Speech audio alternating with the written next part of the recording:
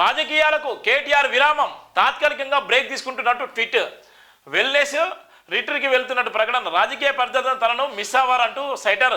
ఎక్కడికి వెళ్లారో అధికారికంగా వెల్లడించని పార్టీ వర్గాలు. 3న రాత్రి తిరిగి హైదరాబాద్ చేరుకుంటారని ప్రచారం. అన్న కేటీఆర్ ఎక్కడ అంటూ పార్టీ కేడర్లో చర్చ జరుగుతున్న నేపథ్యం కూడా ఉంది. రాజకీయాలకు కేటీఆర్ విరామం తీసుకుంటున్నాడు, తాత్కాలికంగా బ్రేక్ తీసుకున్నట్టు కూడా ఆయన ట్వీట్ చేసిన నేపథ్యం ఉంటుంది. మరి ఎక్కడికి వెళ్తున్నాడు ఆయన మీద ఇప్పటికే కేసులు కూడా చాలా చోట్ల కేసులు కూడా నమోదైనా కేసులకు భయపడి నిజంగా విరామం తీసుకుంటున్నాడా, లేకపోతే ఇంకేమైనా ఉందా, లేకపోతే ఆయన సంపాదించినటువంటి ఆస్తులను కాపాడడం కోసం ఆయన ఈ డ్రామాలు వేస్తున్నాడా, డ్రామా రావు అనేటువంటి నేపథ్యం కూడా కాంగ్రెస్ సోషల్ మీడియాలో కానీ కాంగ్రెస్ సంబంధించిన కార్యకర్తలు కూడా పెద్ద ఎత్తున కూడా ఆయన మీద దుష్ప్రచారం చేస్తున్నారు.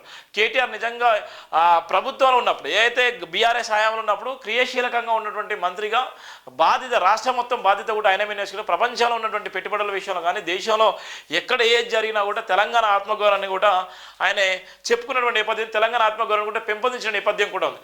ఇప్పుడున్నటువంటి నేపథ్యంలో విరామం తీసుకునే సమయంలో కేసులకు భయపడి తీసుకుంటున్నారా, లేకపోతే వెనక ఏమైనా రాజకీయ కుట్ర ఉందా, కావాలని ఈయనను పక్కన పెడుతున్నాడా, లేకపోతే దీన్ని బీఆర్ఎస్ఎల్ ఆడుతున్న డ్రామానైనా, లేకపోతే బీజేపీలు ఆడుతున్న డ్రామానా, లేకపోతే ఇక్కడ ఉన్నటువంటి కాంగ్రెస్ వెళ్ళే కావాలని నేను పక్కన పెట్టిస్తున్నారా, ఎవరు ఏమా అనేటువంటి పరిస్థితి అయితే లేదు. కానీ చాలా వరకు అయితే ఇప్పటికైతే వాళ్ళందరూ కూడా ఆందోళన ఉన్న నేపథ్యం కూడా చూస్తున్నాం.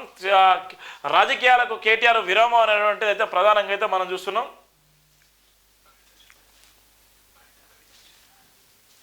ఒకవేళ నిజంగా రాజకీయాలు కేటీఆర్ విరామం తీసుకుంటే కవిత ఎంట్రీ అవుతుందా?